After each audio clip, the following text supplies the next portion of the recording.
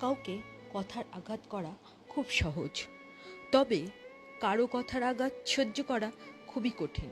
কাউকে অপমান করা খুব সহজ, তবে নিজের অপমান সহ্য করা খুবই কঠিন। কাউকে অপবাদ দেয়া যত সহজ, ততটাই কঠিন কারো দেওয়া অপবাদ মেনে নেওয়া। কাউকে নিয়ে বানিয়ে মিথ্যে বলা খুবই আনন্দজনক, কিন্তু নিজের নামে মিথ্যে শোনাটা খুবই যন্ত্রণাদায়ক।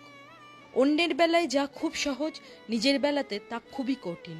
অথচ কথা একটাই, আত্মকেন্দ্রিক হওয়া ভালো, তবে ততটা না যতটা হলে দুনিয়ার সবাই বেঠিক আর আমি শুধু কেবল সঠিক।